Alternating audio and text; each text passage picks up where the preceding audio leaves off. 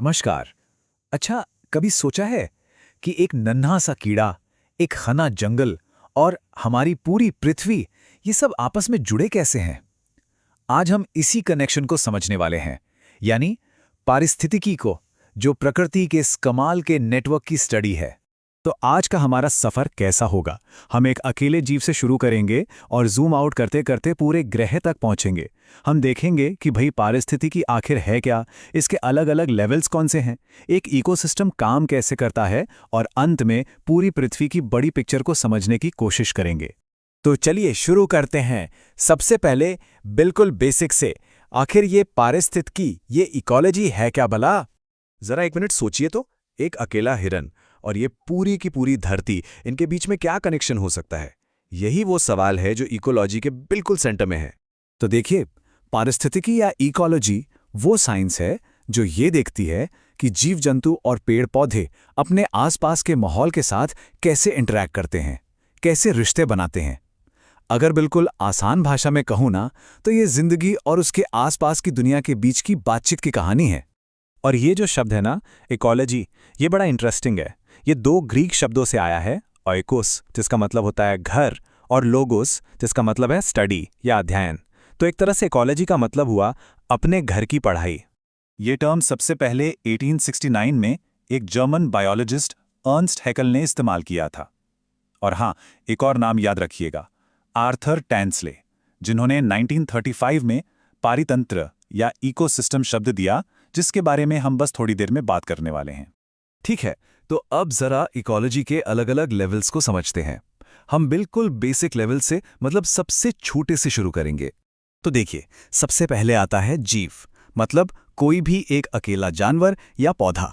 फिर जब एक ही तरह के कई जीव एक जगह पर रहते हैं तो उसे कहते हैं समष्टि या पॉपुलेशन, जैसे जंगल में सारे हिरणों का झुंड। और फिर जब उस जगह पर हिरण, पेड़, कीड़े मकोड़े, मतलब अलग अलग तरह की पॉपुलेशन एक साथ रहती हैं और इंटरैक्ट करती हैं, तो वो बन जाता है समुदाय। ये एक पिरामिड जैसा है ना? देखिए, सबसे नीचे है एक अकेला जीव, फिर उससे ऊपर उसी की पूरी आबादी, और फिर उस इलाके में रहने वाले सारे जीव जंतुओं का समुदाय। चलिए अब एक लेवल और ऊपर चलते हैं और देखते हैं कि ये सब मिलकर एक सिस्टम कैसे बनाते हैं। याद है हमने आर्थर टैंसले की बात की थी, तो 1935 में इन्होंने ही पारितंत्र यानी इकोसिस्टम टर्म दिया था। उनके मुताबिक ये नेचर की वो फंक्शनल यूनिट है जहां जिंदा चीजें और उनका बेजान माहौल दोनों एक दूसरे से जुड़कर एक सिस्टम की तरह काम करते हैं। तो हर इकोसिस्टम के आप कह सकते हैं दो मेन हिस्से होते हैं।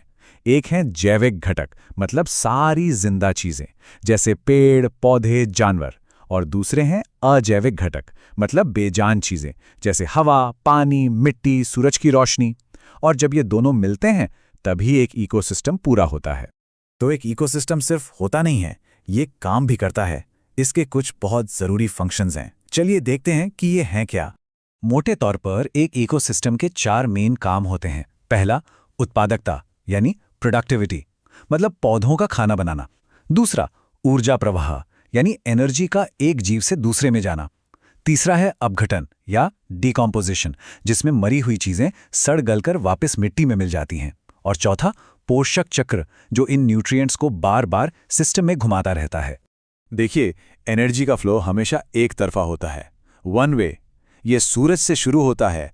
पौधे, जिन्हें हम उत्पादक कहते हैं, वो इस एनर्जी से खाना बनाते हैं। फिर जानवर यानी उपभोक्ता इन पौधों को खाते हैं। और आखिर में जब ये सब मर जाते हैं तो अपघटक बची खुची एनर्जी का इस्तेमाल करते हैं।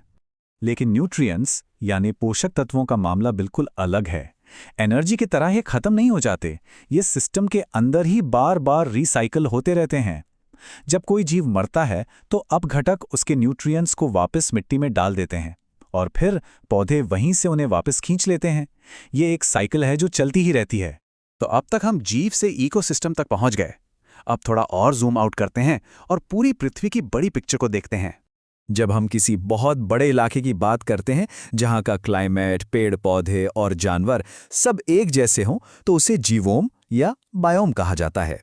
जैसे कि जंगल, रेगिस्तान, घास के मैदान या फिर महासागर, ये सब अलग अलग बायोम हैं। सोच कर देखिए, एक रेगिस्तान की गर्मी और दूसरी तरफ बर्फीले टुंड्रा की ठंड, दोनों कितने अलग हैं। यही एक बायोम की खासियत है। तो ये देखिए, ये है हमारा पूरा सफर एक नज़र में। हमने एक अकेले जीव से शुरू किया, फिर पहुंचे समष्टि और समुदाय तक, उसके बाद हमने पारितंत्र को समझा, और इन सबको मिलाकर जो बनता है वो है हमारा जैव मंडल या बायोस्फीयर। सब कुछ एक दूसरे से कैसे जुड़ा है ना कमाल की बात। तो अंत में एक सवाल, हमारे जो काम हैं, हमारे जो एक्शन हैं, चाहे वो कितने भी छोटे क्यों ना लगें, उनका इन सभी लेवल्स पर एक छोटे से जीव से लेकर पूरे बायोस्फीयर तक क्या असर पड़ता है? ये एक ऐसा सवाल है जिस पर हम सबको सोचने की जरूरत है।